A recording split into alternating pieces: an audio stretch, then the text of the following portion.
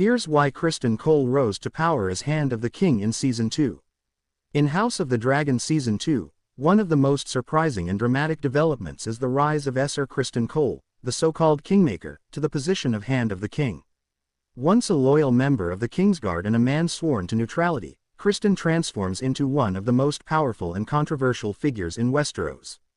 But how did a knight of low birth, someone who began his career as the son of a steward in the Dornish marches, rise above the great lords of Westeros to become the most trusted advisor of King Aegon II? Why did Criston Cole succeed where far more powerful and experienced men, such as Otto Hightower, ultimately fell? The answers lie in his loyalty, his ruthlessness, his personal vendettas, and his uncanny ability to thrive in chaos. Today, we're going to break down why Criston Cole rose to power as Hand of the King, and what it tells us about the dangerous intersection of politics, ambition, and personal grudges in the Dance of the Dragons. By the end of this video, you'll see that Criston's story is not just about loyalty, it's about how one man's bitterness and determination reshaped the entire war for the Iron Throne. Criston Cole's humble origins. Before we examine his rise, we need to understand where Criston came from. Criston was the son of the steward to Lord Dondarrion at Blackhaven. Unlike the lords and princes he later served, Criston was not born into privilege. He had no great castle, no wealth, and no dragon to secure his place in history.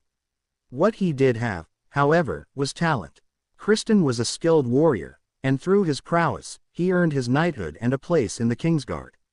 His low birth actually played into his identity. He carried a chip on his shoulder, constantly proving himself among the highborn. To him, duty, loyalty, and personal honor meant everything, because they were the only things that elevated him above his humble beginnings. This background is key to understanding why Criston clung so fiercely to his oaths and why he harbored such deep resentment when he felt those oaths were betrayed or mocked. His relationship with Rhaenyra. Of course, Criston's story cannot be told without examining his early bond with Rhaenyra Targaryen. As a young princess, Rhaenyra selected Criston to be her sworn shield. The two shared a close relationship, and in Fire and Blood as well as the show, there are strong implications of romance, intimacy, and betrayal. When Rhaenyra rejected him, or when he perceived that she had wronged him, Criston's loyalty curdled into bitterness. His personal rejection of Rhaenyra became political. He stopped seeing her as a princess to protect and instead viewed her as a rival to tear down. This is what makes Criston's rise so fascinating. Unlike Otto Hightower, who opposed Rhaenyra out of cold political calculation, Criston opposed her from the heart. His personal vendetta gave him a ruthless edge that others lacked. Criston the Kingmaker. Criston earned his infamous title, the Kingmaker, during the succession crisis following King Viserys' death. While Otto Hightower and the Greens were still debating how to handle the situation, Criston took action. He declared Aegon the rightful king and placed the crown upon his head. In that moment, Criston transformed from a simple knight to a kingmaker, elevating himself into the center of Westeros' greatest conflict. This boldness is one of the main reasons he rose so quickly. While others hesitated, Criston acted. His decisiveness in crowning Aegon proved to both the court and Aegon himself that he was indispensable. Clash with Otto Hightower. One of the turning points in Criston's rise was his rivalry with Otto Hightower, the seasoned Hand of the King. Otto represented the old order, cautious, deliberate, and politically minded. He wanted to weaken Rhaenyra through strategy and alliances, avoiding open war if possible. Criston, however, was a man of action. He saw war as inevitable and believed only bold, violent moves could secure Aegon's rule. This clash of philosophies eventually led to Otto's dismissal.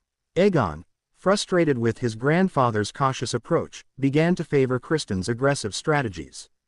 When Otto fell, Criston filled the void. This was not just about politics, it was about personality. Aegon too felt overshadowed by his grandfather's dominance. With Criston, however, Aegon found a mentor who fed his ego, encouraged his aggression, and made him feel like a king in his own right.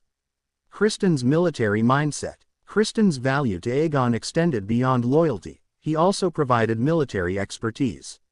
As Lord Commander of the Kingsguard, Criston was a seasoned warrior who understood both battlefield tactics and the psychology of war. He wasn't a general in the traditional sense, but he knew how to strike fear, how to inspire soldiers, and how to frame violence as destiny. Where Otto offered politics, Criston offered victories, or at least the promise of them. In a time of chaos, that mattered more to Aegon than diplomacy. Chapter 6. Aegon's Trust. Another key reason Criston rose so high was the trust of Aegon to himself. Aegon was insecure, unsure of his own right to rule, and often overshadowed by the stronger personalities around him. Criston, however, never wavered in his support. He constantly reassured Aegon of his legitimacy, telling him that the throne was his by right, that the gods favored him, and that any who stood against him were traitors.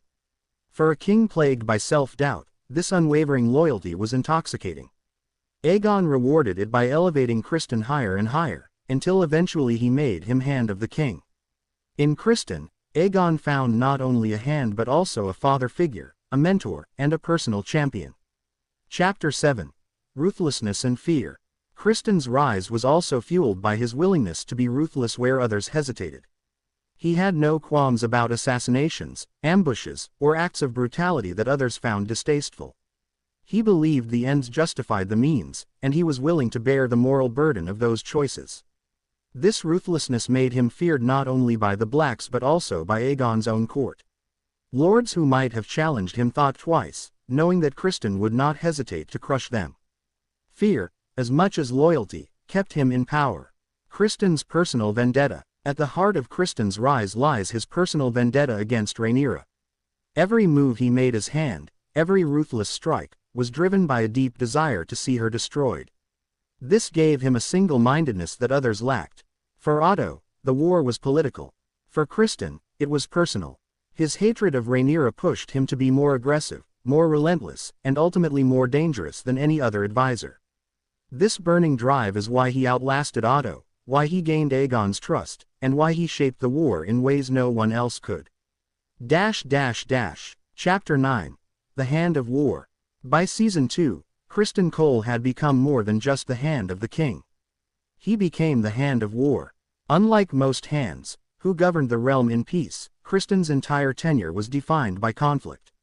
He was not interested in balancing taxes or brokering alliances. He was interested in destroying enemies and securing Aegon's throne through fire and blood.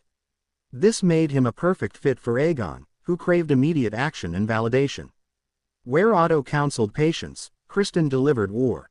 And in a time of dragons and civil strife, war was the only language that seemed to matter. Chapter 10. The Tragedy of Criston Cole. Yet Criston's rise to power is also a tragedy. For all his loyalty, for all his skill, his reign as Hand was built on bitterness and bloodshed.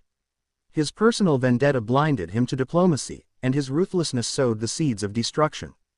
Instead of securing peace, Criston helped ignite one of the bloodiest civil wars in Westeros history. His loyalty to Aegon may have lifted him to power, but it also dragged the realm into ruin. Criston's story is a reminder that sometimes the most dangerous advisors are not those motivated by ambition, but those motivated by hatred. So why did Criston Cole rise to power as Hand of the King in Season 2? Because he combined loyalty, decisiveness, and ruthlessness in a way no one else could. He was the kingmaker, the one man who acted when others hesitated, the one man who reassured Aegon when others doubted him. His rise was fueled by his humble origins, his personal vendetta against Rhaenyra, his clash with Otto Hightower, and his ability to thrive in chaos. Above all, he